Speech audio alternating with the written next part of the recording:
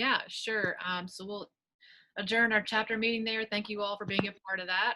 Yeah, Bill Booth. Bill's been, like Ben said, a chapter partner for the last few years. He's a bronze level partner, so we've been really grateful to have his support the last 3 years.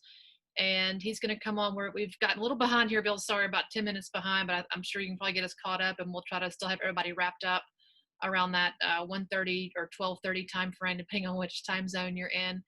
But Bill's going to kind of give us some good information if you're in a software situation right now, not sure if you should get new or update your old. Bill's going to give us some information. Bill, I've made you a host, so hopefully you'll be able to do what you need to do on your end with the presentation if you have anything, but the floor is yours, sir.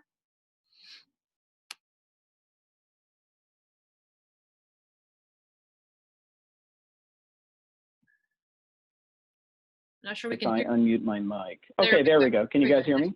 We got you. Okay, great. Great, thanks. Well, it's nice to be here with you guys. I'm going to go ahead and share my screen.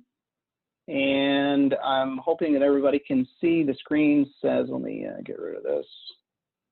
The screen should say for you, let me go full screen.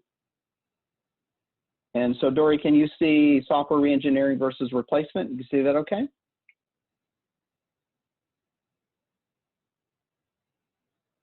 that a yes? Sorry, Dory, I can't hear you. You're good. You're good. Sorry, I had myself on. Okay, great. Yeah, good. No problem. Okay, great. Well, thanks everybody. It's great to be with you today, and thanks for joining us. We're going to spend some time talking about software reengineering versus replacement, what's best for your club. Some of you all, we've done some work with you. This session is designed to teach you about reengineering and replacement and prepare you to actually do that work if you like. This is not designed to cause you to hire us. We'd love to work with you and happy to do that, but that's not the point of this. The point of this is to educate you all so that you can make good decisions at some point, whether that's now or down the road. Certainly you will run into a situation where you've got to make some decisions about your club management software. So Dory, just want to confirm, I'm just going to go straight through. We'll have questions at the end. Is that okay? Yes, that's fine. Mm-hmm. Okay, great.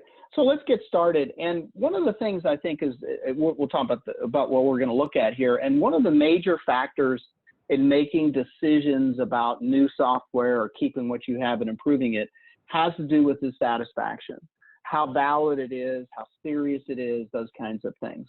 And so we're going to talk about how dissatisfaction leads to replacement and how you can determine if the dissatisfaction is really valid. Is this something that's enough to really cause you to make a change?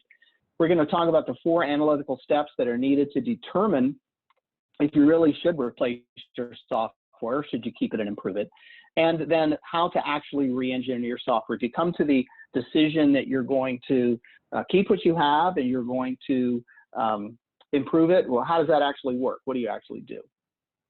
So one thing, a little context here, typically in a typical year, and this is not a typical year in a lot of ways, somewhere between 150 and 250 clubs select and implement new enterprise management software. And those are these things down here. That's accounting and point of sale and reservations and a website and an app and all these kinds of things. If you have lodging, you're going to have PMS and hotel operations, etc. So somewhere between 150 and 250 clubs a year make that decision. They replace whatever they have, and it's pretty much a replacement of a suite. Buying best of breed these days kind of has gone by the wayside, and in the club industry, you basically buy almost everything from one solutions provider. So when that happens is when clubs become dissatisfied with what they have, and they have to make a choice. They're either going to purchase something new or they're going to keep what they have and improve it. Now, what I can tell you from our experience working with over 400 clubs in 30 plus years is hardly any clubs on their own come to this conclusion. They get in a replacement mindset, which we're going to talk about, and they forge ahead with that decision, never really giving the existing software a shot. Now, sometimes some of the really old software, there's no point in giving it a shot. Some of the newer software, there certainly is. So one of the things that I'll tell you is that left to their own devices, most clubs will not really seriously look at retaining and improving what they have. However, we're going to talk about how to arm you with the necessary information for you to make that decision. Let's start with what we call the dissatisfaction progression.